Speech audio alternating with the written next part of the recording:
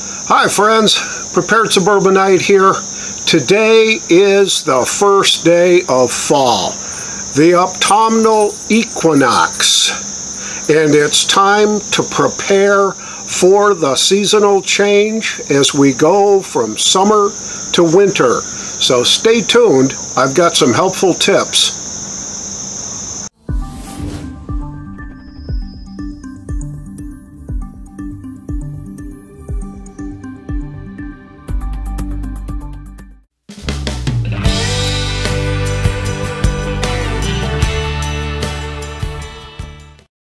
Tip number one, it's time to winterize your bug out bags and your get home bags.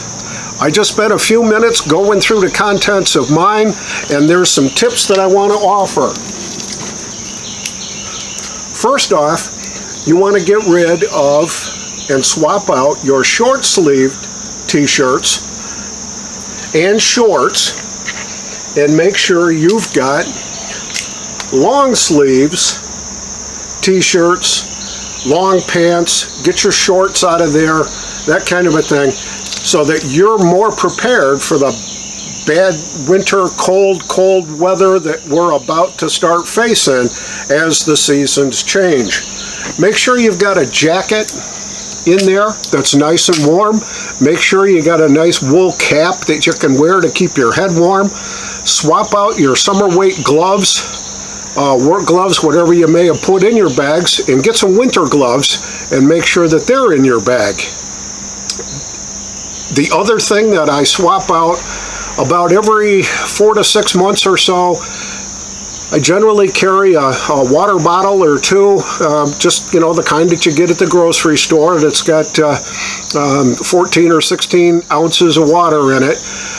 I'm a little worried, and I've heard some stuff, I don't know if it's true or not, but the heat that can accumulate if you carry your bug out bag or your get home bag in your car has an effect on that plastic that the water comes in, and there may be some leaching going on for some of the petrochemicals that are used in that plastic, and it may permeate the water, making it a little less safe to drink. So I swap those out every 4 to 6 months or so, put in new fresh ones, and I don't have to worry about that.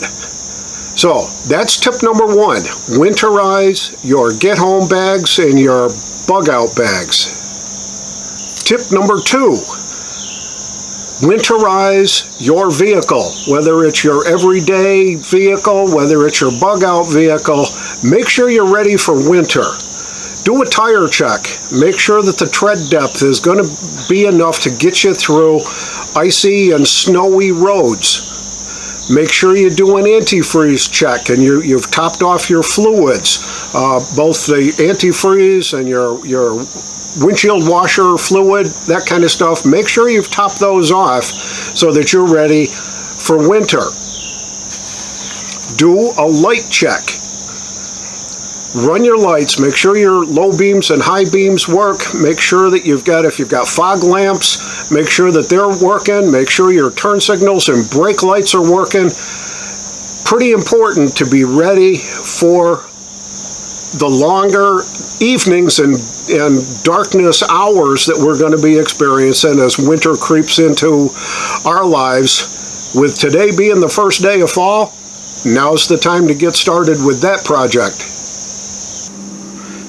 Tip number three, take inventory.